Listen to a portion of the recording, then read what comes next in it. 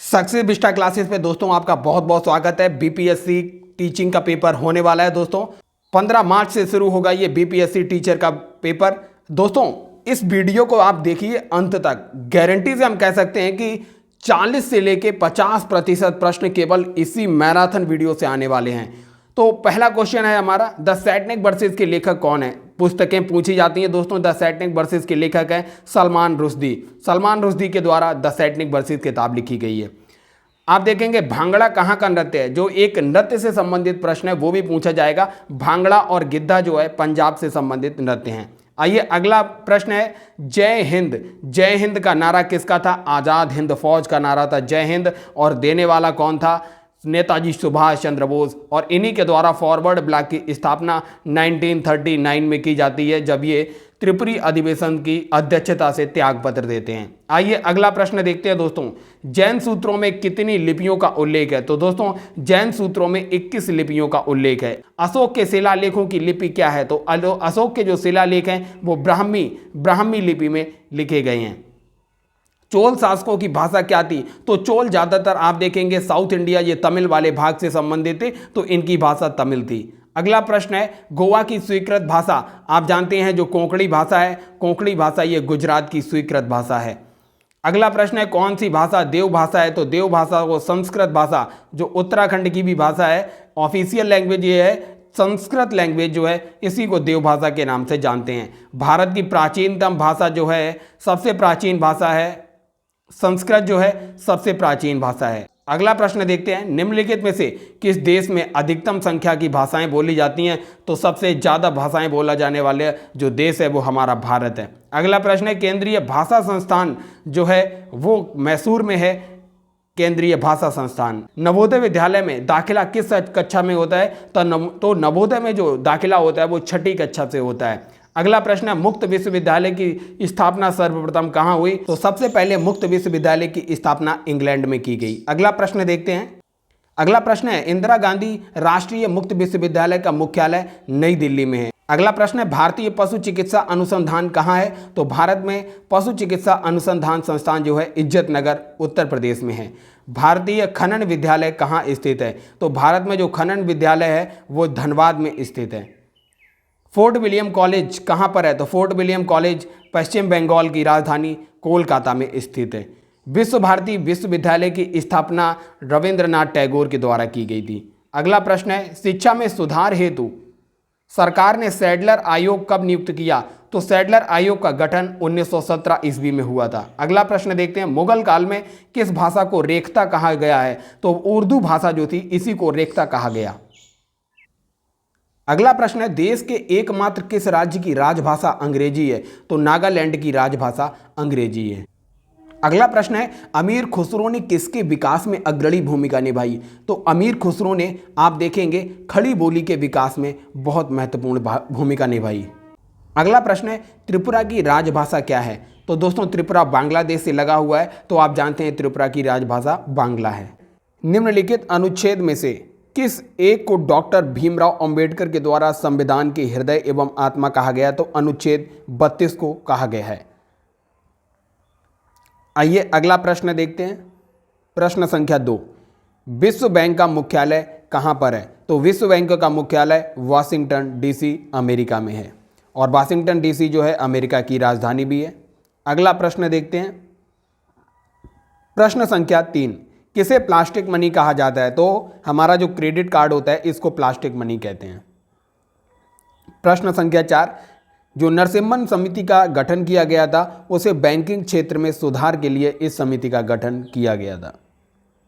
अगला प्रश्न है, भारत में 2 अग्रगण्य कोयला उत्पादक राज्य जो हैं सबसे आगे, झारखंड और छत्तीसगढ़ जो हैं सबसे अग्रगण्य कोयला उत्पादक राज्य हैं। आइए अगला प्रश्न देखते हैं। प्रश्न संख्या 6, भारत के किस राज्य में प्रदेश राजमार्ग की लंबाई सबसे ज़्यादा है। तो जो नेशनल हाईवे की सबसे ज़्यादा लंबाई है वो महाराष्ट्र में है। अगला प्रश्न है प्रश्न संख्या 7, विश्व के खनिज तेल का सबसे बड़ा भंडार जो है वेनेजुएला में है। अगला प्रश्न है, निम्नलिखित में से कौन सा एक वायु प्रदूषण के जैविक सूचक का कार्य करता है। तो लाइकेन जो है ये जैविक प्रदूषण का सूचक है।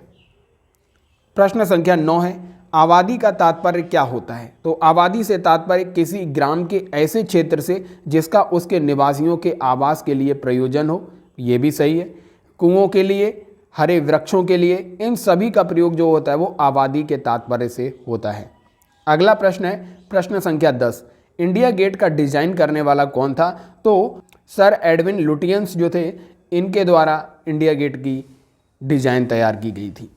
प्रश्न संख्या 11 है भारत का जो राष्ट्रीय पुष्प है वो कमल है। प्रश्न संख्या 12 है the secret of the Nagas पुस्तक जो है प्रसिद्ध लेखक अमिश त्रिपाठी के द्वारा लिखी गई। इन्हीं के द्वारा ओथ ऑफ वायुपुत्रास भी लिखी गई। आइए अगला प्रश्न देखते हैं। एलपीजी लिक्विफाइड पेट्रोलियम गैस इसके फुल फॉर्म होता है। ये जो होती है ब्यूटेन और प्रोपेन का मिश्रण होती है। आइए अगला प्रश्न 14 देखते हैं। न्यूटन का पहला नियम जो है वो जड़त्व के नियम पर आधारित है। 15वां प्रश्न है निम्नलिखित तत्वों में से किसका सबसे कम गलनांक होता है? तो याद रखिए आर्गन जो होता है, आर्गन का गलनांक सबसे कम होता है। प्रश्न संख्या 16 है जो जीव प्रकाश का उपयोग करके अपना भोजन तैयार करते हैं उनको स्वपोषी कहते हैं। प्रश्न संख्या 17 गांधी इरविन समझौता जो होता है 1931 मार्च 1931 में होता है और फिर 1931 में ही गांधी जी इसी समझौते के आधार पे दूसरे गोलमेज सम्मेलन में भाग लेने ब्रिटेन जाते हैं। अगला प्रश्न देखते हैं प्रश्न संख्या 18। किस मुगल बादशाह ने 1526 में पानीपत का युद्ध लड़ा था? तो बाबर और इब्राहिम लोदी जो लोदी वंश था और उसका अंतिम शासक इब्राहिम लोदी और बाबर के मध्य 1526 में पानीपत का प्रथम युद्ध होता है। प्रश्न संख्या 19 है मयूर सिंहासन एक प्रसिद्ध रत्नों जड़ित सिंहासन था जिस पर किन सम्राटों की हुकूमत थी? तो याद रखिए ये जहांगीर जो मुगल शासक था इसका ये मयूर सिंहासन इतिहास में प्रसिद्ध है। प्रश्न संख्या 20 किस देश में संविधान विश्व में सबसे लंबा है? तो अपने भारत का संविधान जो है पूरे विश्व का सबसे लंबा लिखित संविधान है। प्रश्न संख्या 21 लोकसभा के सदस्यों का कार्यकाल 5 वर्ष होता है। जो लोकसभा के सदस्य हैं उनका कार्यकाल 5 वर्ष, जबकि जो राज्यसभा है राज्यसभा के सदस्यों का कार्यकाल 6 वर्ष होता है। प्रश्न संख्या 22 हमारे देश में शिक्षा का अधिकार जो है एक मूलभूत अर्थात मौलिक अधिकार है। प्रश्न संख्या 23 वज्र प्रहार सैन्य अभ्यास जो होता है भारत और अमेरिका के बीच होता है। प्रश्न संख्या 24 है शिमला समझौता किन देशों के मध्य हुआ था? तो भारत और पाकिस्तान के मध्य प्रसिद्ध ये शिमला समझौता हुआ था। अंतर्राष्ट्रीय जो श्रम संगठन है उसका मुख्यालय जो है वो जेनेवा में है। अगला प्रश्न देखते हैं प्रश्न संख्या 26 केंद्र व राज्यों के मध्य जो वित्त का बंटवारा होता है वो वित्त आयोग के द्वारा वित्त आयोग की सिफारिश पर किया जाता है। प्रश्न संख्या 27 भारत में सिक्के जारी करने के लिए कौन अधिकृत है? तो भारत का जो वित्त मंत्रालय है ये सिक्के जारी करने के लिए अधिकृत है। प्रश्न संख्या 28 निम्नलिखित में से किस द्वीप युग्म को 10 डिग्री चैनल अलग करता है? तो भारत का जो अंडमान और निकोबार है इसको 10 डिग्री चैनल अलग करता है। आइए प्रश्न संख्या 29 देखते हैं निम्नलिखित युग्मों में से कौन सी सही सुमेलित है? लोनार मध्य प्रदेश में, ये गलत है। लोनार झील जो है महाराष्ट्र में है।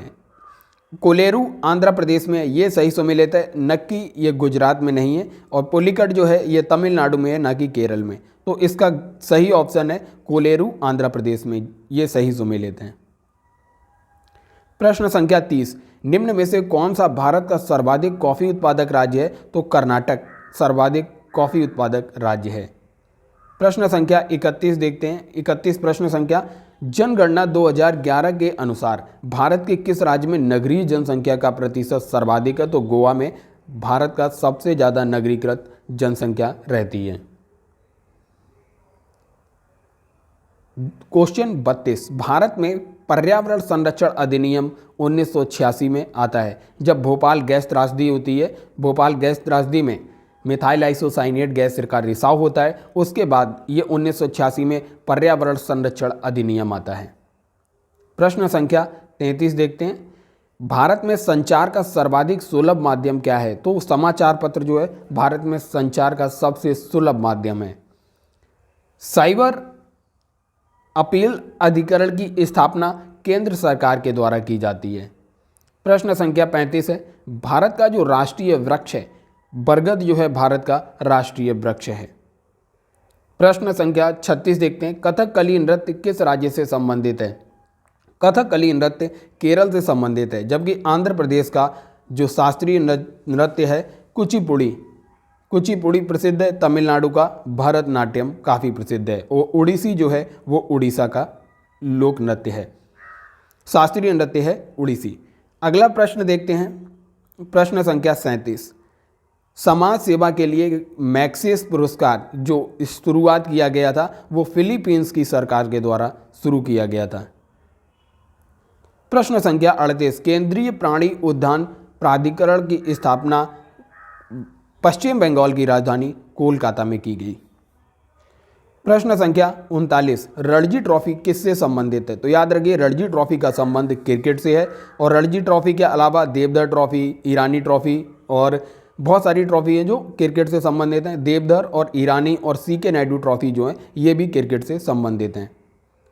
और डूरंड कप जो है काफ़ी ज़्यादा प्रसिद्ध कप है ये, और डूरंड और फीफा ये दोनों का संबंध फुटबॉल से है।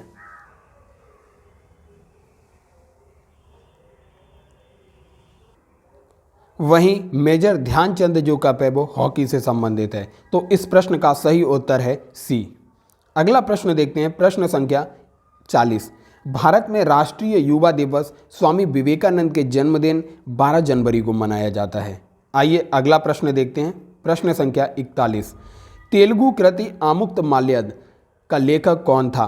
तो ये विजयनगर साम्राज्य का शासक था कृष्णदेवराय। इसी के द्वारा हम्पी में मंदिर का निर्माण किया गया था। तो हम्पी के विरूपाक्ष मंदिर का निर्माण भी कृष्णदेवराय के ही द्वारा किया गया था और इसकी प्रसिद्ध कृति है आमुक्तमाल्यद जो तेलुगु भाषा में लिखी गई। अगला प्रश्न देखते हैं, 42वां साहित्य का नोबेल पुरस्कार 2024 किसे प्रदान किया गया?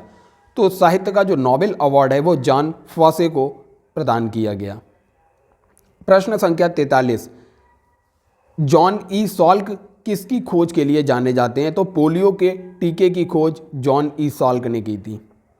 प्रश्न संख्या 44 है, मानव शरीर के सबसे छोटी अस्थि कौन सी है? जो मानव शरीर की सबसे छोटी अस्थि है वो स्टेपीज है, जबकि मानव शरीर की सबसे बड़ी जांघ की हड्डी फीमर है। आइए देखते हैं अगला प्रश्न, जो मृग तृष्णा है, मृग तृष्णा का संबंध है पूर्ण आंतरिक परावर्तन से। अगला प्रश्न है, सोडियम धातु का संग्रह निम्न में डुबोकर किया जाता है। तो सोडियम धातु को कैरोसिन ऑयल में डुबो के रखा जाता है।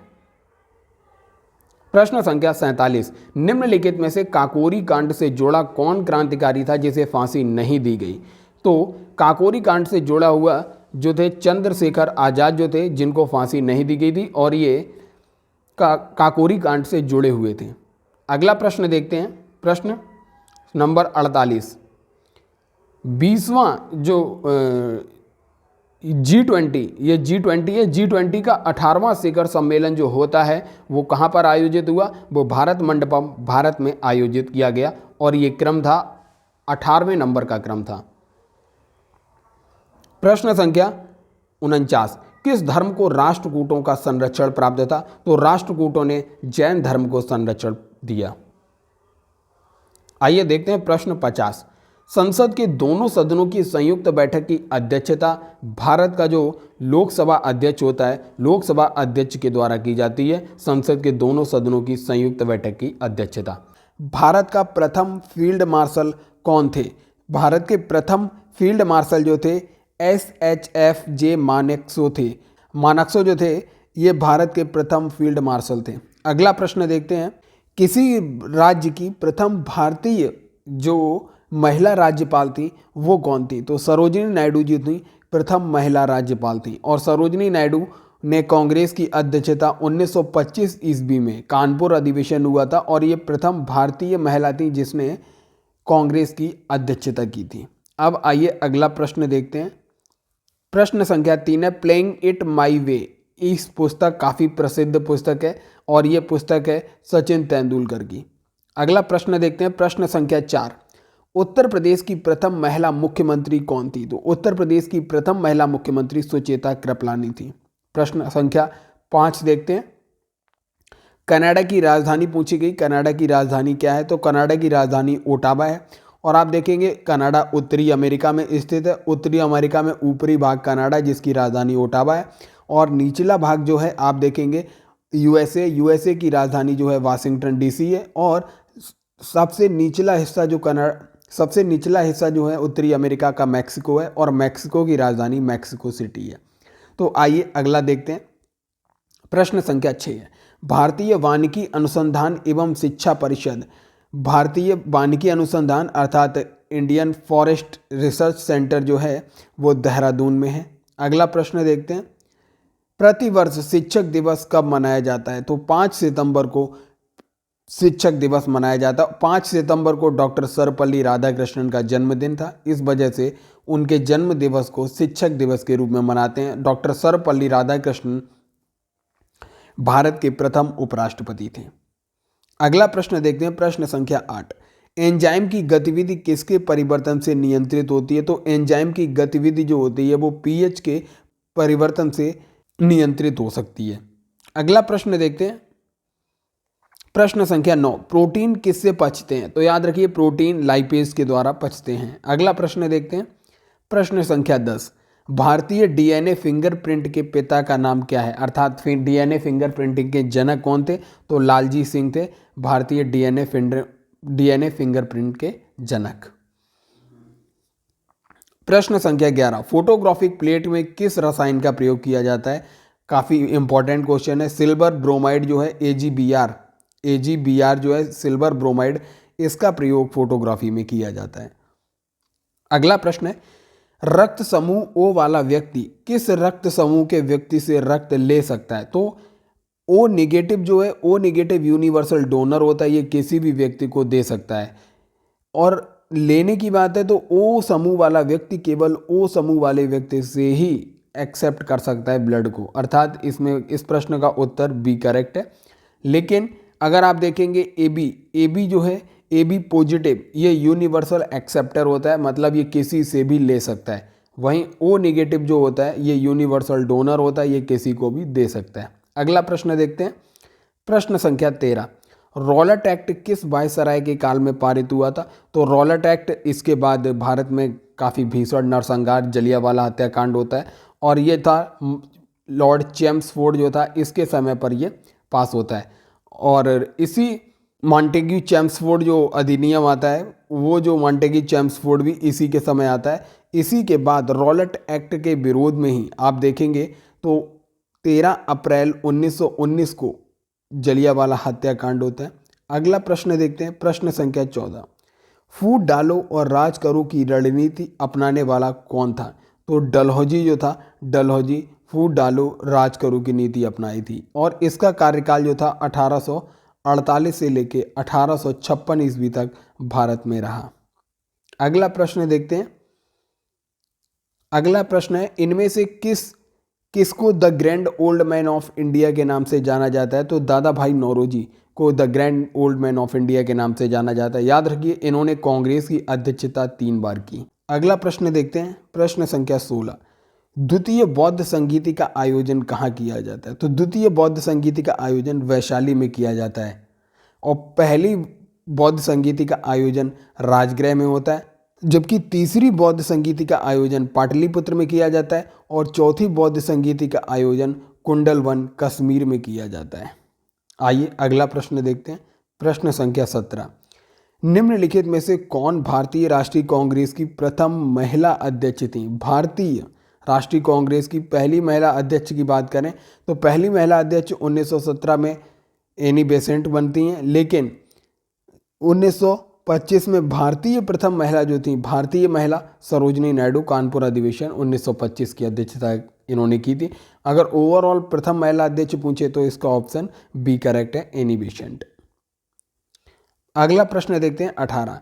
भारत की संसद में शून्यकाल शुरू होता है? तो ये काफ़ी महत्वपूर्ण प्रश्न है, याद रखिए दोपहर 12 बजे से शून्यकाल शुरू होता है। अगला प्रश्न है प्रश्न संख्या 19, भारतीय संविधान का कौन सा भाग नागरिकता से संबंधित है? तो याद रखिए दूसरा भाग जो है नागरिकता से संबंधित है। पहले भाग में है भारत के संघ एवं राज्य क्षेत्र का वर्णन है। भारत के नागरिकता का संबंधित जो प्रावधान है वो भाग 2 में है।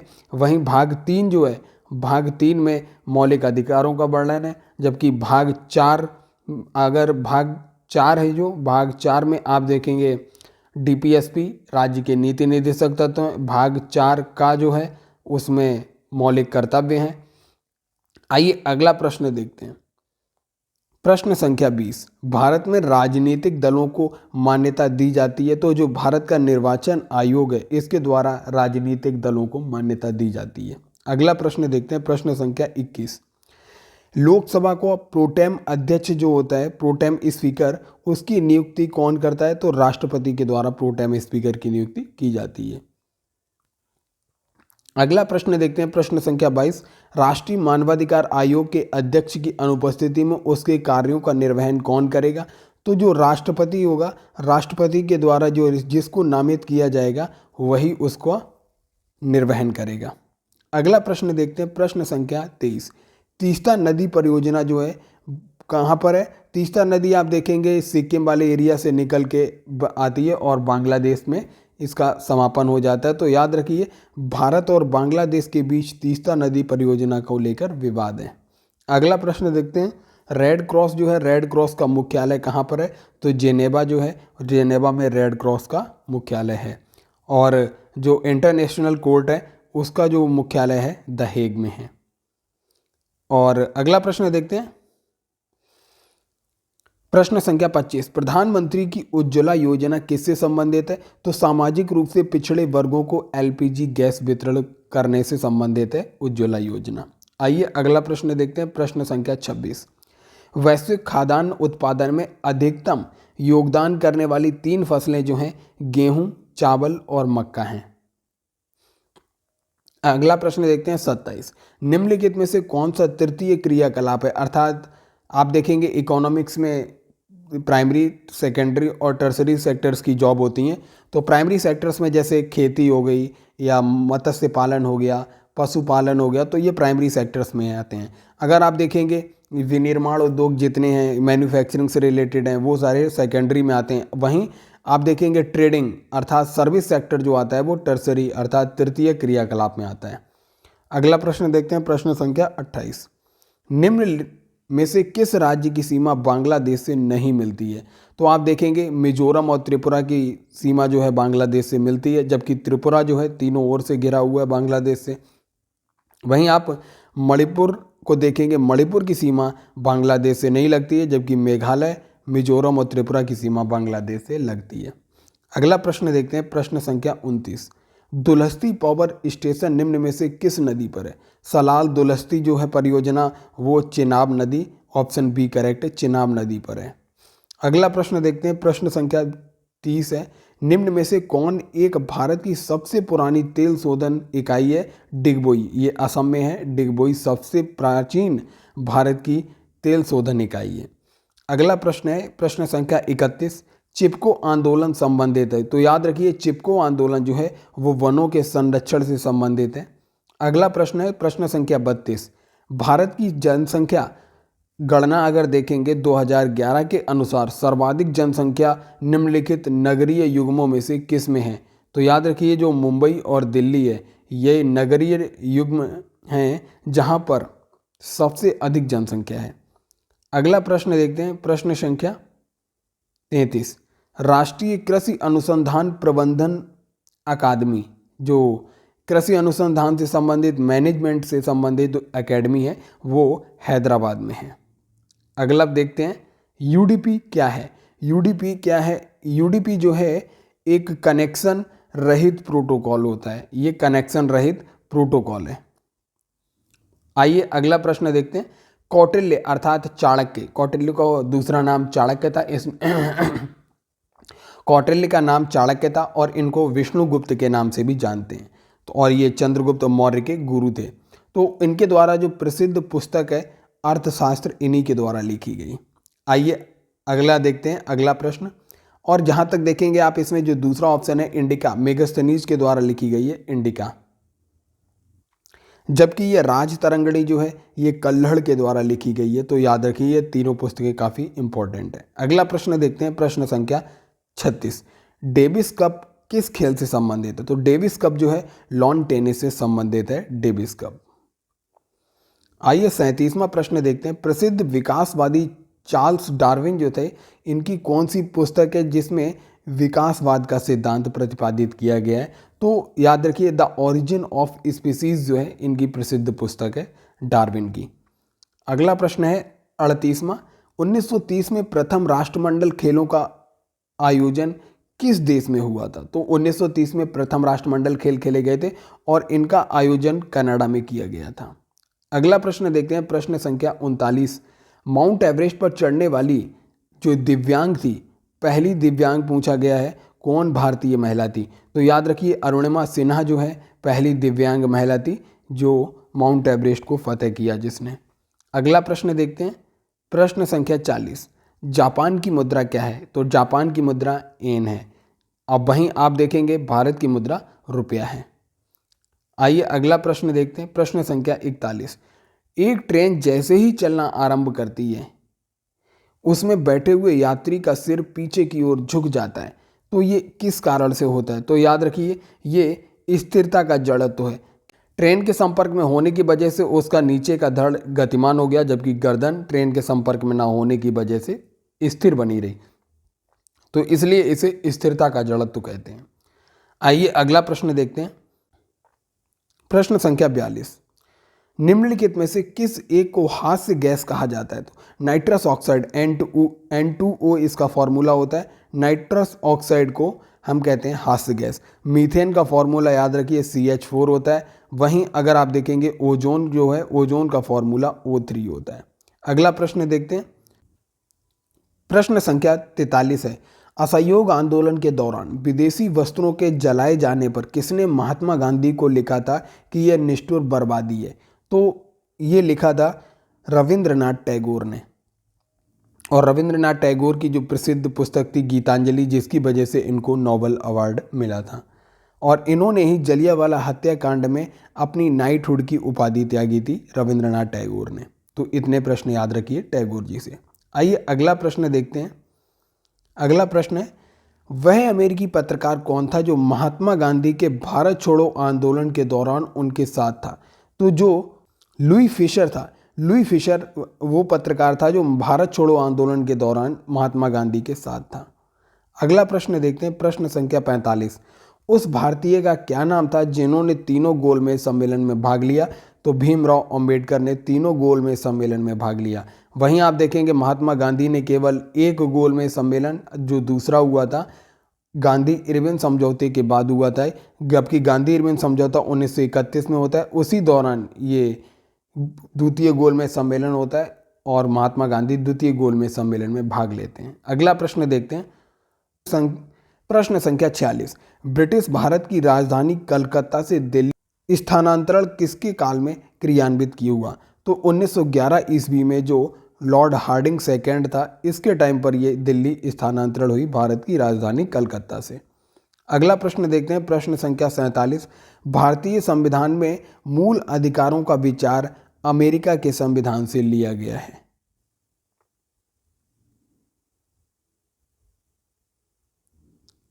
प्रश्न संख्या 48 है। मनरेगा कार्यक्रम निम्नलिखित में से भारतीय संविधान के किस अनुच्छेद को लागू करने हेतु लाया गया? तो अनुच्छेद 43 जो काम का अधिकार है, इसकी वजह से लेके आया गया, अनुच्छेद 43 की वजह से। अगला प्रश्न देखते हैं, उत्तर प्रदेश सरकार के द्वारा प्रथम उत्तर प्रदेश दिवस किस तिथि को मनाया गया? तो याद रखिए 24 जनवरी 2018 को प्रथम बार उत्तर प्रदेश दिवस मनाया गया। आइए लास्ट प्रश्न देखते हैं, 50वां प्रश्न है।